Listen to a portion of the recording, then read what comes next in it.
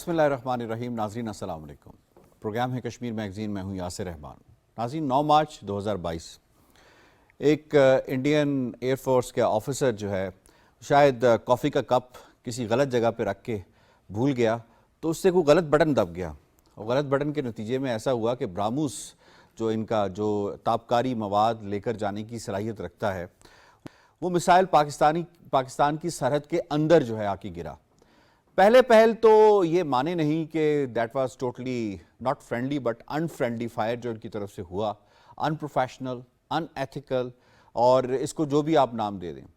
پھر پاکستان نے ثبوت پیش کیے. انٹرنیشنل کمیونٹی نے جب ثبوت دیکھے تو اس کے بعد ایک پریشر ماؤنٹ ہوا انڈیا کے اوپر. تو انڈیا کے ڈیفنس منسٹر راج ناتھ سنگھ نے جا کر اپنی لوک سبھا کے اندر اقرار کیا کہ ہاں یہ غلطی ہم سے سردرد ہوئی ہے, ہمارے پروفیشنل سے سردرد ہوئی ہے, انہوں نے کیا ہے. اور اس کے بعد پھر انہوں نے لمبی چوڑی ایک تعریفوں کے پل باندھے کہ ہماری فورسز بہت پروفیشنل ہیں, اور یہ اس کے علاوہ اور بھی انہوں نے کافی تعریفیں کی. اب یہاں سوال یہ پیدا ہوتا ہے, کیا یہ پتھر تھا, کیا یہ کبوتر تھا, کیا یہ ڈرون تھا جو اتنا آسانی کے ساتھ پاکستان آ گیا؟ ایک پراپر پروگرامڈ ایک انسٹرومنٹ جسے استعمال کیا جانا چاہیے اس وقت جب اس کی بالکل لاسٹ ریزورٹ سے کہا جاتا ہے کہ اس وقت ضروری ہوتی ہے, ڈیفنس اینالسٹ کے مطابق اس وقت اسے فائر کیا جاتا ہے. پاکستان اور انڈیا کے مابین کچھ پروٹوکولز ہیں. پروٹوکولز یہ ہیں کہ جب بھی آپ نے اس طرح کا کوئی تجربہ کرنا ہے تو آپ نے 3 دن پہلے دوسرے ملک کو بتانا ہے. جو فضائی تجربہ کرنا ہے وہ دوسرے ملک کو آپ نے انٹیمیٹ کرنا ہے, بتانا ہے, تاکہ کوئی ایسا میسج نہ جائے کہ کسی قسم کی یلغار کی کوئی کوشش کی گئی ہے. یہاں پہ بہت سے ایسے سوال ابھرتے ہیں کہ کیا ہندوستانی جو روگ آرمی ہے, ان کی جو آرمڈ فورسز ہیں, اس کے اندر کچھ ایسے ایلیمنٹس ہیں جو آر ایس ایس سے ڈائریکٹ انسٹرکشنز لیتے ہیں, وہ انسٹرکشنز جو دھرم سنسد میں دی جاتی ہیں, وہ انسٹرکشنز جو ان کے ناگپور میں دی جاتی ہیں, اور ان انسٹرکشنز پر عمل کرتے ہوئے انہوں نے پاکستان کے جو ڈیفنس سسٹم ہے اسے ٹیسٹ کرنے کے لیے 9 مارچ 2022 کو یہ کام کیا. یہاں پہ اور بھی سوال بہت پیدا ہوتے ہیں کہ جو تابکاری مواد ان کی گلی محلوں میں ایسے ریڈیوں کے اوپر بک رہا ہوتا ہے, ایک ایٹمی پاور کا حامل ملک کیا اس بات کا متحمل ہو سکتا ہے کہ اس کا ایٹمی تابکاری مواد جو ہے وہ اس طرح گلی محلوں کے اندر پھر رہا ہو؟ کیا انٹرنیشنل کمیونٹی کا یہی سٹینڈرڈ ہوتا اگر کسی اور اٹامک کنٹری کے لیے یہ ہونا تھا؟ یہ کچھ بنیادی سوالات ہیں. اور اس کے بعد خالی یہ کہہ دینا کہ جی ہمیں 240 ملین کا ٹیکہ لگا ہے اس سارے کام میں اور 4 آفیسرز کو ہم نے گراؤنڈ کر دیا ہے. Is it enough? کیا اس کے اوپر ہمیں خاموش ہو جانا چاہیے؟ کیا پاکستان کو سیٹسفائی ہو جانا چاہیے؟ اگر پاکستان بھی اس طرح سے ریٹیلیٹ کر دیتا تو پھر کیا ہوتا؟ یہاں پہ کچھ سوالات جو پوچھیں گے. زبردست پینل نے آج ہمیں کیا ہے. آئی مسٹ سے جناب آج ہمیں جوائن کیا ہے محمود احمد ساغر صاحب نے, آپ کنوینر ہیں پی ایچ سی کے اور سینئر حریت رہنما ہیں. بلال رفیق صاحب تجزیہ کار ہیں, بہت بہت شکریہ. اور ہمیں اسکائپ کے ذریعے last but not the least Shazia Anwar Cheema صاحبہ نے جوائن کیا ہے. شازیہ صاحبہ بہت بہت شکریہ جی, آپ انٹرنیشنل امور پہ مہارت رکھتی ہیں. اس سے پہلے میں سوالوں کا آغاز کروں, رپورٹ شامل کرتے ہیں. برہموس میزائل کی پاکستان میں بظاہر حادثاتی لانچنگ ہو یا جوہری مواد کی چوری کے پے در پے واقعات. بھارت نے بارہا ثابت کیا کہ جوہری پروگرام کے حوالے سے اس کا رویہ انتہائی غیر ذمہ دارانہ ہے. 9 مارچ 2022 کو برہموس نامی بھارتی جوہری وار ہیڈ پاکستانی سرزمین میں آ گرا. پہلے تو بھارت اس میزائل کی لانچنگ سے صاف مکر گیا. عالمی برادری نے اس واقعے کی تفصیلات جاننے کے لیے بھارتی حکومت پر دباؤ بڑھایا تو مودی نے اعتراف کیا کہ یہ میزائل غلطی سے فائر ہوا. خانہ پوری کے طور پر بھارتی فضائیہ کے 4 افسران کو برطرف کر دیا گیا. اب مودی حکومت کا کہنا ہے کہ اس حادثے سے بھارت کے ملکی خزانے کو 24 کروڑ روپے کا نقصان ہوا. گزشتہ 2 دہائیوں کے دوران بلیک مارکیٹ سے بھارتی جوہری مواد کی برآمدگی کے 20 واقعات پیش آ چکے ہیں جس کی مالیت کروڑوں ڈالر تھی. بھارت کے بڑھتے جارحانہ عزائم اور غیر ذمہ دارانہ نیوکلیئر پالیسیوں سے یہ بات واضح ہے کہ بھارت کے پاس جوہری ہتھیار کسی طور نہیں رہنے چاہیے کیونکہ یہ خطے میں کسی بھی بڑے حادثے کا سبب بن سکتے ہیں.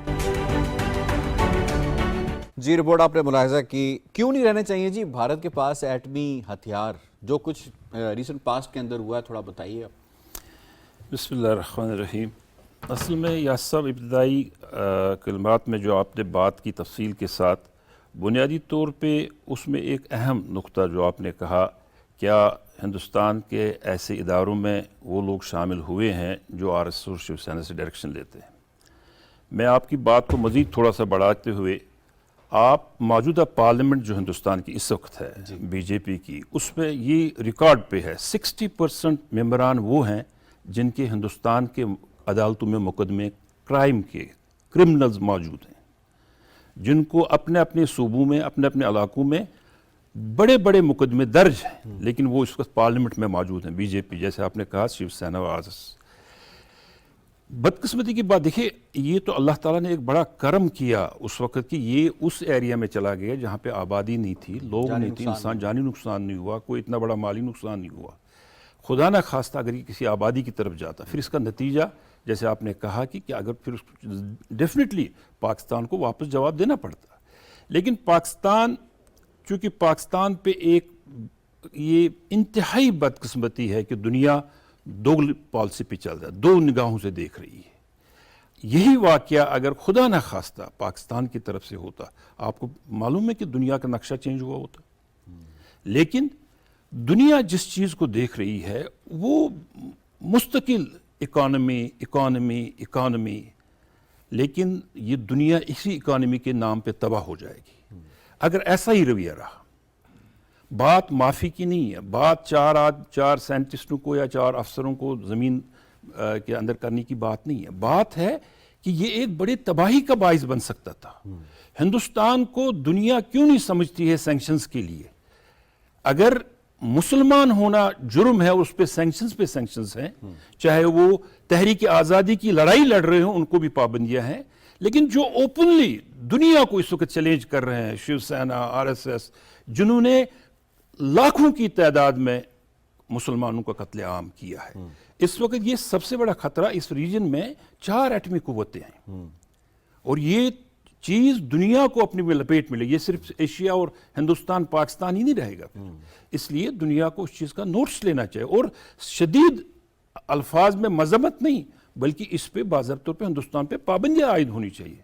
جو اتنی غیر ذمہ داری دکھائے، جیسے آپ نے ابھی کہا یہ بھی کہ وہاں پہ اب ایٹمی مواد سڑکوں پہ بک رہا ہے، اور یہ دیکھا گیا نا، یہ کوئی چھپی ہوئی باتیں نہیں ہیں، اور وہ دنیا کو چیلنج کر رہے ہیں. مطلب یہ پچھلے مہینے میں آپ دیکھیں عیسائی لوگوں کا کیسے قتل عام کیا گیا، کس بل بوتے پہ؟ آخر کون سی ایسی چیز ہے جس پہ دنیا خاموش ہو رہی ہے؟ دنیا کو اس طرف آنا چاہیے. ٹھیک ہے. شازیہ انور صاحبہ، یہ فرمائیے گا، نہ ہندوستان کے پاس صلاحیت کے اپنے ایٹمی ہتھیاروں کو روک سکے دوسرے ملک کے پاس جانے کے لیے، نہ ایٹمی مواد کو روکنے کی صلاحیت ہے، تو پھر صلاحیت کیا ہے ہندوستان کے پاس؟ یہ جو کچھ ہوا ہے یہ بیسکلی ہندوستان کی جو کیپیبلٹی ہے کس حد تک دنیا کے سامنے ایکسپوز ہو گئی ہے، that India is incapable of securing its own nuclear assets. تو آپ کا سوال جو ہے وہ اس حوالے سے بہت امپورٹنٹ ہے کہ انڈیا کسی بھی چیز کو کرنے کے بعد سنبھالنے کی صلاحیت نہیں رکھتا. تو اس میں 2 چیزیں بہت امپورٹنٹ ہیں. ایک تو یہ کہ آپ ایک ایکشن لے لیتے ہیں لیکن آپ نے اس کا پلان بی جو ہے وہ تیار نہیں کیا ہوا ہوتا. آپ نے ایس سی او کی میٹنگ میں پاکستان کو ٹارگٹ کرنے کا ایکشن پلان کیا ہوا تھا، لیکن جب اس نے بیک فائر کرنا تھا یہ پلان نہیں تھا. اور اب آپ نے دیکھا ہوگا کہ خبروں میں ہے کہ ایس سی او کی جو لیڈرز میٹنگ ہے اس کو ورچوئل کرنے کے بارے میں سوچ رہے ہیں.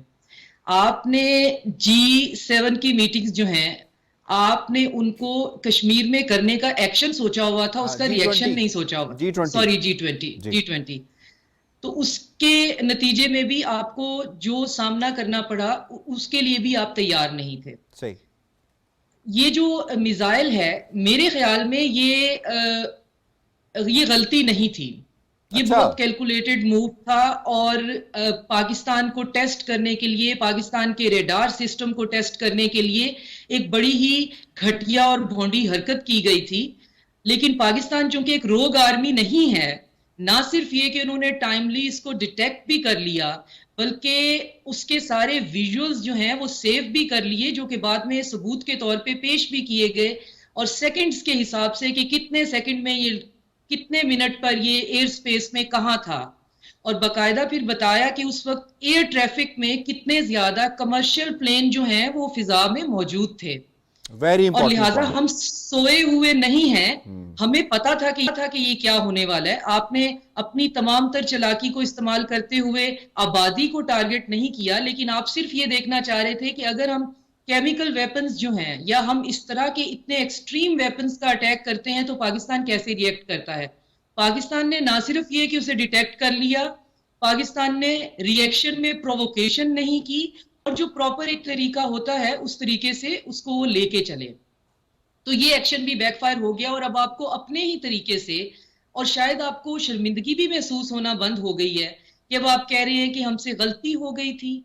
کل سے کسی سے ایٹم بم چل جائے گا تو وہ کہے گا کہ غلطی ہو گئی تھی، نیشن اور اس پوری کے وائپ بعد آؤٹ ہو آپ جائے گی، کہیں گے غلطی ہو گئی تھی، غلطی ہو گئی تھی۔ تو یہ اپنے ایکشنز کو پلان نہیں کرتے ہیں اس طریقے سے کہ یہ اگر دس وے اور دیٹ وے گیا تو ہمارے پاس پلان بی کیا ہوگا، سوائے اس کے کہ ہم پاکستان کو الزام دے دیں گے، یا پھر یہ کہ کسی بہت ہی بھونڈے یا بھدے طریقے سے اس کو نہیں کچھ بھی کور اپ ہو پائے گا، تو 4 بندے سیک کر کے کہیں گے کہ جی ہمارا نیوکلیئر ویپن جو ہے وہ فائر ہو گیا، تو 4 بندوں سے بٹن غلط دب گیا۔ تو مجھے نہیں لگتا کہ ان کو اس بات میں کوئی شرمندگی محسوس ہوتی ہے کہ یہ اپنا کتنا مذاق بنوا رہے ہیں۔ آپ سیدھی طرح سے مانتے کیوں نہیں ہیں کہ آپ ایک ہوسٹائل نیبر ہیں، اور آپ ایک بہت سیزنڈ آرمی کے ہوسٹائل نیبر ہیں، آپ ایک بہت سیزنڈ ڈپلومیٹک کنٹری کے ہوسٹائل نیبر ہیں۔ آپ جتنے بھی ہوسٹائل ہو لیں، آپ ہم سے اتنی بے وقوف ری ایکشن کی توقع نہیں کریں، ہم اس طرح سے ری ایکٹ نہیں کرنے والے ہیں کہ ایک میزائل آپ نے داغا تو اس کے بعد ہم دھڑا دھڑ یہاں سے میزائل داغنے شروع ہوئے ہوئے ہیں۔ ہم نے اس کو پراپر وے سے ہینڈل کیا، اور ہم نے دنیا کو بتایا کہ یہ دیکھیں، اور کس کو آپ بے وقوف بنا رہے ہیں۔ جو اینالسٹ ہیں، جو خاص طور پہ عسکری اینالسٹ ہیں، وہ کیا سمجھتے نہیں ہیں کہ یہ چیزیں غلطی سے فائر نہیں ہوتی ہیں، ان کے پروٹوکول ہوتے ہیں، یہ ایک بندے کے کنٹرول میں بھی نہیں ہوتی ہیں، ان کو فائر کرنے کا پورا ایک میکانزم ہوتا ہے، اور یہ باقاعدہ آپ نے کیا۔ اور کیوں یہ اتنی فضول اور بھدی حرکت کی آج یہ کہنے کے لیے کہ ہاں ہمارے سے بٹن غلط دب گیا تھا۔ بلال رفیق صاحب یہ فرمائیے گا، اگر پاکستان بھی ایسے ہی جواب دیتا تو پھر انڈیا کا کیا ہوتا؟ دیکھیں پھر تو بہت برا ہوتا، جیسے چونکہ یہ اعتراف ہے، اعتراف کو لے کے اگر ہم چلیں، اعتراف تو میں سمجھتا ہوں کہ یہ پوری دنیا کے سامنے ایک بہت بڑا مذاق اڑا لیا انہوں نے اپنا۔ یہ معاملہ ایسے ہی نہیں جیسے آپ نے کہا کہ مگ رکھنے سے تو نہیں ہو گیا ہوگا نا، یہ پورے طریقے سے مینیج کر کے انہوں نے یہاں پہ اس میزائل کو لانچ کیا، اور شاید یہ مانتے بھی نہ، خاموش ہوتے یا کوئی اور بہانہ بناتے۔ جب پاکستان نے بین الاقوامی اداروں سے، بین الاقوامی طاقتوں سے کہا کہ اس معاملے کی انکوائری کروائی جائے، اور جتنے میزائل ہیں یا جو ان کا میزائل سسٹم ہے اس کی جانچ کی جائے کہ ان کے پاس کیا کیا ہے اور کیا کہیں، اس کے بعد تو کوئی ایسی حرکت نہیں ہو سکے گی ان کی طرف سے۔ اس کے بعد جب پریشر پڑا تو پھر انڈین گورنمنٹ نے سوچا کہ یہ تو بین الاقوامی ادارے آ جائیں گے بھارت کے اندر، یہ تو ہمارا جتنا میزائل سسٹم ہے اس کی جانچ کریں گے، اس تک پہنچ جائیں گے، بہت ساری چیزیں ہیں جو انہوں نے خفیہ رکھی ہوئی ہیں، اس تک بین الاقوامی اداروں کو رسائی مل جائے گی۔ اس کے بعد انہوں نے سوچا کہ اب یہ ہم پلان بی پہ کام کرتے ہیں، تو یہ معاملہ ڈالتے ہیں اپنے ان 4 لوگوں پہ، جس کو چیلنج بھی کر دیا گیا نیو دلی کی ہائی کورٹ میں، جو ان کے ونگ کمانڈر تھے شرما، ان کی طرف سے، کہ یہ میری غلطی نہیں ہے، وہ غلطی، انہوں نے کہا یہ غلطی کسی اور کی ہے۔ یعنی اب یہ چیزیں انہوں نے مینیج کی اپنے اوپر۔ پہلی بات تو یہ ہے کہ یہ کسی بھی صورت اس کی جو ہے آخر میں یہ غلطی نکلے گی آر ایس ایس کے بھگوت کی، دیکھیں نا، اسی کی غلطی ہے۔ اور یہ بتائیں گے کہ ناگپور سے ہمیں حکم آیا تھا، یہاں پہ ہوا، آپ کا پوائنٹ آگے کوئکلی ہمیں دوسرے موضوع کی جانب بڑھنا ہے۔ دوسرے موضوع کے حوالے سے ہم بات کریں گے مقبوضہ کشمیر کے حوالے سے۔ مقبوضہ کشمیر میں جو امپریشن ہندوستان دینے کی کوشش کر رہا تھا G20 کا متنازع اجلاس کروا کر کہ یہاں پہ سب امن و آشتی ہے، یہاں پہ دودھ اور شہد کی نہریں بہنا شروع ہو گئی ہیں۔ 5 اگست 2019 کے بعد مقبوضہ کشمیر کے اندر غربت ختم ہو گئی، ان امپلائمنٹ ختم ہو گئی، امن و امان یہاں پہ قائم ہو گیا، عسکریت پسندی ختم ہو گئی۔ لیکن جناب جب ان کے اپنے لوگ ان کا بھانڈا پھوڑیں بیچ چوراہے تو پھر کیا ہوگا؟ اب تو کانگریس بھی یہ کہنا شروع ہو گئی ہے، پی ڈی پی تو شروع دن سے یہ کہنا شروع ہو گئی تھی، نیشنل کانفرنس تو ہمیشہ سے یہ کہہ رہی تھی کہ اب حالات 5 اگست 2019 کے بعد بد سے بدتر ہو گئے ہیں۔ ایک شارٹ ہے آپ کو دکھاتے ہیں۔ میں یہ بات کہنا نہیں چاہ رہا تھا مگر کہہ دوں گا، شاید लोगों को अच्छी ना लगे। जब मैं चल रहा था, आपने देखा होगा कि बहुत सारी महिलाएं रो रही थी। उसमें बहुत सारी ऐसी भी महिलाएं थी जिन्होंने मुझे बोला कि उनके साथ बलात्कार हुआ है, उनको किसी ने मोलेस्ट किया है। और जब मैं उनसे बोलता था, बहन मैं पुलिस को बताऊं, तो मुझे कहती थी, राहुल जी पुलिस को मत बताइए, हम चाहते हैं कि आपको ये बात मालूम हो, मगर पुलिस को मत बताइए, हमारा और भी नुकसान हो जाएगा। तो ये हमारी देश की सच्चाई है। महमूद अहमद सागर साहब, ये सच्चाई तो आप कांग्रेस भी मान रही है, जी, हक की बात तो हर एक को मानना पड़ेगी ना, बुनियादी तौर लेकिन हक पे। की बात हमेशा तब क्यों मानते हैं जब ये अपोजिशन में होते हैं? हक की बात उस वक्त क्यों नहीं मानते जब ये देखिए, हुकूमत में होते हैं? बुनियादी तौर पे अगर राहुल जी की बात की जाए तो राहुल जी के दादाजी ने ही मसले कश्मीर के हवाले से जो, क्योंकि ये फैमिली बैकग्राउंड इनका कश्मीरी है, उसमें भी कोई शक नहीं है, नेहरू फैमिली कश्मीर से ताल्लुक़ रखती थी, और पंडित जवाहरलाल नेहरू ही हैं जो अक़वाम मुत्तहिदा में चले गए। अब हम तो अभी भी उनका उस बात का इंतज़ार कर रहे हैं कि जो जिस बात का वादा उन्होंने लाल चौक में आके कश्मीरियों से कहा कि यहाँ हालात बेहतर होंगे तो हम आपको राजशुमारी का हक देंगे। जबरी शादियों का भी उन्होंने कहा था कि हम किसी जबरी शादी पे यकीन नहीं वो करते। कहते हैं हम जबरी रिश्ता नहीं रखना चाहते हैं, हम जबरी निकाह नहीं करना चाहते हैं। लेकिन देखिए, हकीकत ये है कि कांग्रेस की ये जो मौजूदा policy as a leader of opposition है, लेकिन हकीकत है कि देखिए राहुल ने इससे बड़ी बात लंदन में जाके भी की, जिस पे इसको बड़ा भुगतना पड़ा वापस पे आके, और वो भी कश्मीर के बारे में ही थी।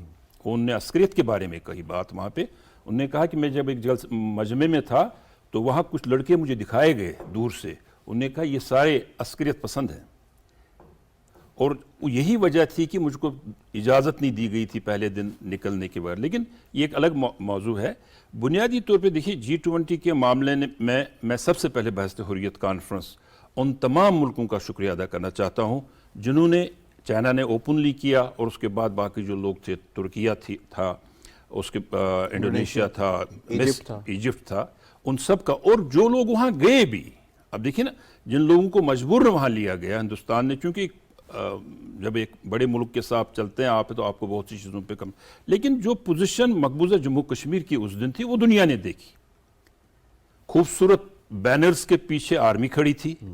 खुद हिंदुस्तान कह रहा है, नेवल के कमांडोज के हवाले में डल था, एयरफोर्स के कमांडोज के हवाले में मेरा महाराजा बाजार था जहाँ मेरी दुकान है, अच्छा, वो वहाँ पे घूम रहे थे, और पूरी आर्मी जो ऑलरेडी 10 लाख के करीब वहाँ पे मौजूद है, सारा सबके सामने था कि G20 किन हालत, जिस मार्केट को दिखाया गया बड़ा खूबसूरत, वो आज की मार्केट खूबसूरत नहीं है। मेरा बचपन वहाँ गुजरा है, बुलवार्ड रोड पे। उन दिनों वहाँ पे यूरोपियंस आते थे, जब आज से 40 साल पहले हमने क्या आपको यूरोपियन सोच भी सकता है वहाँ पे आने का? वो आज लाए ना किसी को, जिस दुकान की जिस मार्केट में उन नुमाइंदों को, सफारत खानों के नुमाइंदों को खड़ा किया था, उनको दूसरी गली में क्यों नहीं शिफ्ट किया? वहां से क्यों नहीं दिखाया कि इसके पीछे क्या है? ये नहीं दिखाया गया उनको। पहले कहा गया गुलमर्ग ले जाएंगे, ले गए गुलमर्ग उनको, मुगल गार्डन दिखाएंगे, ले गए उनको मुगल गार्डन में। सिर्फ कॉन्फ्रेंस हॉल से बाहर आके बुलवार्ड रोड पे एक मार्केट के बारे में 2-3 लोगों से बात करवाई गई, किसी प्रेस को भी सामने करवाया गया, किसी सिविल सोसाइटी को मिलने का मौका नहीं दिया गया। उसके पीछे कहते हैं पूरा डिवीजन लगा हुआ था, सारे, मैंने आपको कहा ना, मतलब आप देखिए दुकान के पीछे बिल्कुल ऐसे बैनर्स लगे थे, उसके पीछे गनमैन खड़े थे। तो इस सूरत हाल में अगर हिंदुस्तान दुनिया को धोखा देना चाहता है, वो अपने आप को धोखा दे। क्या कश्मीरियों के पास कोई भी बेसिक राइट अवेलेबल है?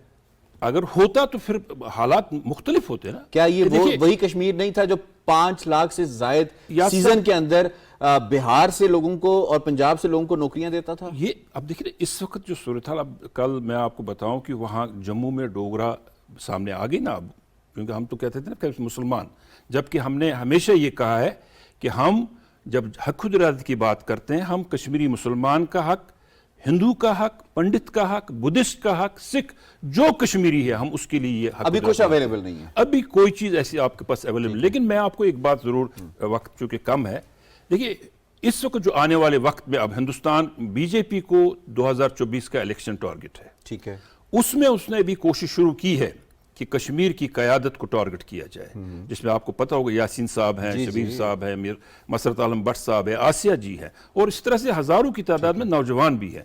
ہمیں ضرور اس چیز کو دنیا کے سامنے لانا پڑے، ہائی لائٹ کرنا چاہیے. بالکل ٹھیک. کتنا خوشحال ہے جی کشمیر 5 اگست 2019 جی. اس کے بعد تو ہر طرف دیکھیں نا تباہی آئی، خوشحالی کوئی نہیں آئی. جو آوازیں جیسے راہل کی بات کر رہے تھے آپ، اب انہی کی جماعت نے، جو ان کی مقبوضہ کشمیر کی برانچ ہے، اس کے صدر نے بھی یوتھ کی بات کر دی کہ جو وعدے کیے گئے تھے، جس طرح سے لوگوں کو 5 اگست 2019 کے لیے کچھ جیسے پنڈت خاندان تھے، انہیں کہا گیا نا کہ ہم خوشحالی لے کے آئیں گے. جو ہم مقبوضہ کشمیر کے اندر یہ 370 اور 35A انہوں نے جب اس کو ختم کرنا تھا، جی انہوں نے یہ کہا تھا لوگوں کے یہاں نوکریاں آئیں گی، یہاں خوشحالی آئے گی. ایسا تو کچھ نہیں ہوا نا. اب یہ تازی سٹیٹمنٹ آئی ہے کانگریس کی، اس میں کلیئر کر دیا کانگریس نے کچھ نہیں ہوا، بلکہ پہلے سے حالات اب بدتر ہو چکے ہیں. سڑکیں ٹوٹ پھوٹ کا شکار ہو چکی ہیں. مقبوضہ کشمیر کے جو اندرونی علاقے ہیں وہاں پہ کوئی فنڈز نہیں ہیں لوگوں کے پاس. چھوٹے چھوٹے جو مسائل ہوتے ہیں نا، بظاہر تو ان حکومتوں کے لیے چھوٹے مسائل ہیں، چونکہ بی جے پی کی جو حکومت ہے